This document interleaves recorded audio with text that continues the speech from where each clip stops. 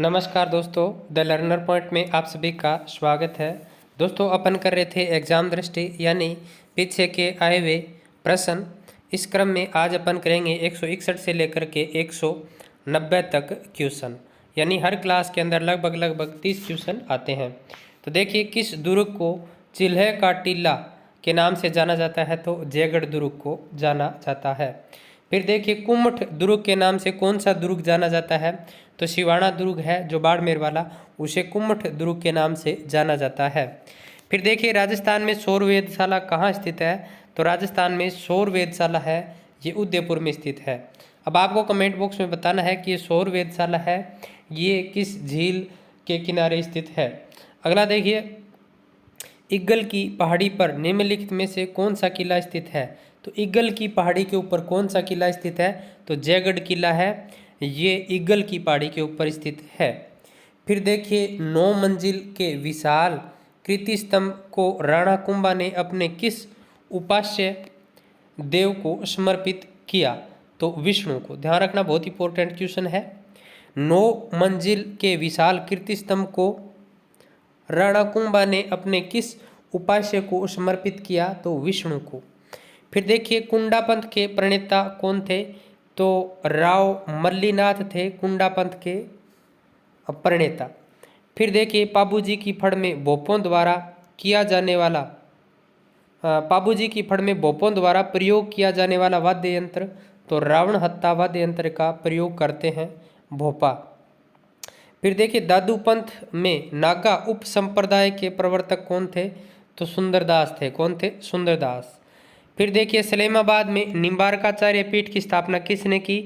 तो सलेमाबाद में निम्बारकाचार्य पीठ की स्थापना परशुराम देव ने की। फिर देखिए, जाम्बोजी जहाँ प्रवचन करते थे वह क्या कहलाता था? तो सांथरी। जाम्बोजी जहाँ प्रवचन करते थे उसे क्या कहते थे? उसे सांथरी कहते थे। फिर देखिए, सूरा घाट एवं शिवपुर घाट स्थित है, तो ये मध्य अरावली में स्थित है, सूरा घाट एवं शिवपुर घाट। अगला देखिए, राजस्थान के अबूरडा पर्वत पर एक शिखर गुरु शिखर का नामकरण किसके नाम पर किया गया? तो दंतात्रेय। ये आए हुए प्रश्न है सारे के सारे, दंतात्रेय। फिर देखिए, अमृतम जलम जल संरक्षण अभियान किसके द्वारा चलाया गया? तो ये राजस्थान पत्रिका के द्वारा चलाया गया अमृतम जल संरक्षण अभियान, ये अमृतम जलम संरक्षण अभियान। फिर देखिए, राजस्थान में प्रवेश करने वाले पश्चिमी विक्षोभ की उत्पत्ति कौन से क्षेत्र से होती है? तो ये भूमध्य सागर से। भूमध्य सागर से तूफान उठता है। फिर देखिए, भारतीय मौसम विभाग की वेधशाला राजस्थान में कहाँ स्थित है? तो ये जयपुर में। फिर देखिए, स्वस्थ धरा खेत हरा नारा है, तो मृदा स्वास्थ्य कार्ड का है दोस्तों, ये मृदा स्वास्थ्य कार्ड का। स्वस्थ धरा खेत हरा, ये नारा है मृदा स्वास्थ्य कार्ड का। फिर देखिए, अम्लीय मृदा में किसके प्रयोग से, मतलब अम्लीय जो मृदा होती है किसके प्रयोग से उसमें सुधार किया जा सकता है, यानी अम्लीयता को कम किया जा सकता है? तो चूना डाल करके। फिर देखिए, अरावली में वृक्षारोपण परियोजना किस वर्ष प्रारंभ हुई? तो ये 1992 के अंदर अरावली में वृक्षारोपण परियोजना 1992 में प्रारंभ हुई थी। फिर देखिए, राजस्थान के किन जिलों में खस घास उत्पादित होती है? तो राजस्थान के किन जिलों में खस घास उत्पादित होती है? तो भरतपुर और सवाई माधोपुर। फिर देखिए, केवलादेव राष्ट्रीय उद्यान का नामकरण के नाम पर किया गया, तो यहाँ पर केवलादेव राष्ट्रीय उद्यान है, इसका नामकरण शिव मंदिर के नाम पर केवलादेव राष्ट्रीय उद्यान पड़ा था। फिर देखिए, भारत का प्रथम राष्ट्रीय उद्यान जिम कॉर्बेट राष्ट्रीय उद्यान किस राज्य में है? तो ये उत्तराखंड में। फिर देखिए, प्राचीन काल में निम्नलिखित में से किस स्थान को ताम्रवती नगरी के नाम से जाना जाता था? तो इसका राइट आंसर हो जाएगा आहड़ को।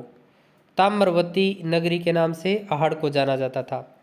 फिर देखिए, प्राचीन ऐतिहासिक स्थल नगर कहाँ स्थित है? तो नगर टोंक में स्थित है। फिर देखिए, कवि चंद्रबरदाई ने कितने राजपूत राजवंशों की सूची दी? तो इन्होंने 36 दी थी दोस्तों। कितनी? 36। कवि चंद बरदाई ने कितने राजपूत राजवंशों की सूची दी थी? तो 36।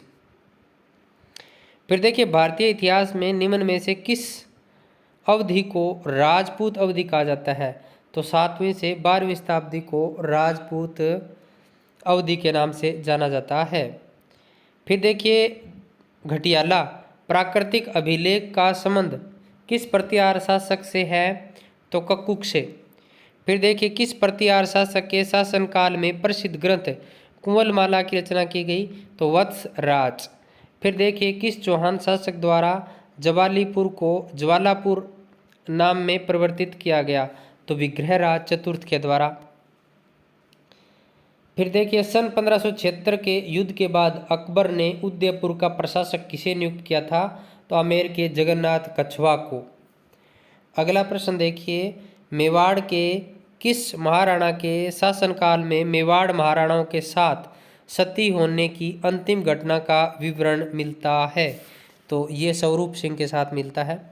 मेवाड़ के किस महाराणा के शासनकाल में मेवाड़ महाराणाओं के साथ सती होने की अंतिम घटना का प्रमाण? तो स्वरूप सिंह।